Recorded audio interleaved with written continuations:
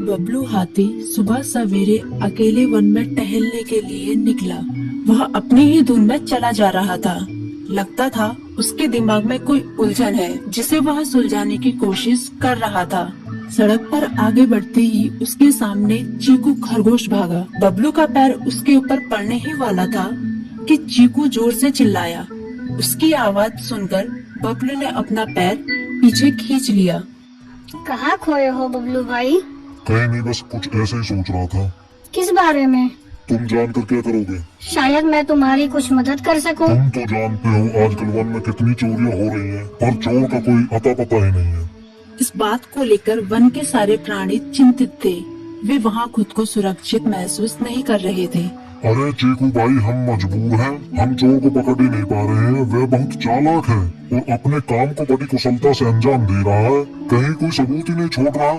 हमारे राजा इस बात को लेकर बहुत चिंतित हैं। यही कारण है कि हम सब इस बारे में सोच रहे हैं। अब तुम मेरी इसमें क्या मदद कर सकते हो? मैं कुछ सोचता हूँ, हो सकता है मुझे कोई उपाय सूझ जाए। प्रयास करने में कोई हर्ज तो नहीं है। तुम ठीक कहते हो चीकू, लेकिन वन के गुप्तचर भी अभी तक इसका कोई हल नहीं निकाल सके। इतना कहकर वे चुप हो गए। बबलू की बातों ने चीकू को सोचने के लिए मजबूर कर दिया। चीकू को उदास देखकर बबलू बोला, तुम अपना मन छोटा मत करो। मुझे अच्छा लगा कि तुमने मेरी परेशानी को समझा। कभी मैं भी इस वन के लिए गुप्तचर का काम करता था। एक बार मेरी टांग टूट जाने से मेरे अंदर फुर्ती नहीं रही। तब से मैंने यह काम छोड़ दिया। चीकू, तुम चाहो तो यह काम दोबारा कर सकते हो। वन के प्राणी ज्यादातर दिन में भोजन की तलाश करते हैं, वे रात को आराम करते हैं। तुम दिन रात दोनों में ही भोजन की तलाश में निकल सकते हो। हो सकता है रात को तुम्हें कुछ ऐसी बातों का पता चल जाए जो हमारे काम की हो। हाँ बबलू, तुम ठीक कहते हो। मैं आज रात को वन में घूमकर इस बात का पता करने की कोशिश करता हूँ। थोड़ी देर बातें करके चीकू अपनी बिल की ओर बढ़ गया और बबलू अपने रास्ते चला गया।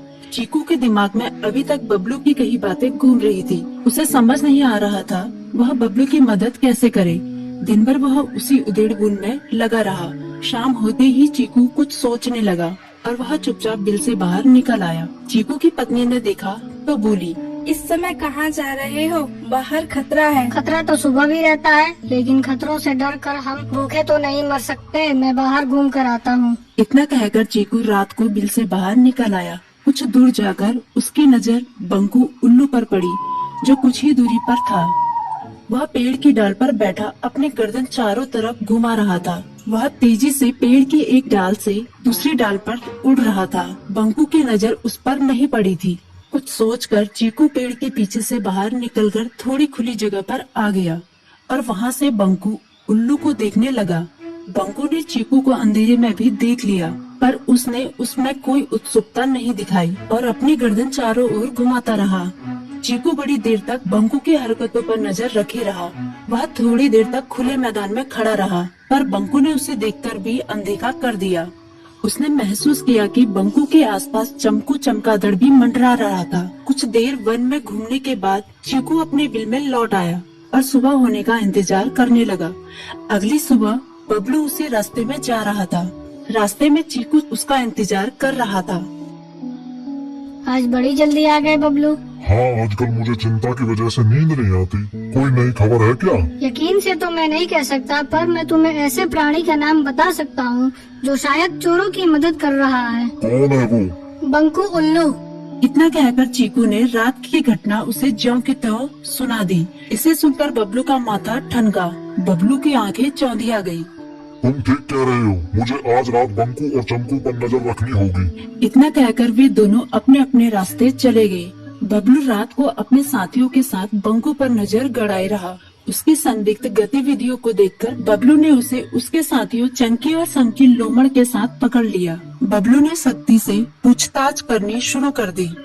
तुम इस समय बंकू चमकू के साथ क्या कर रहे हो? हम चारों दोस्त हैं, इसलिए साथ बैठकर बातें कर रहे हैं।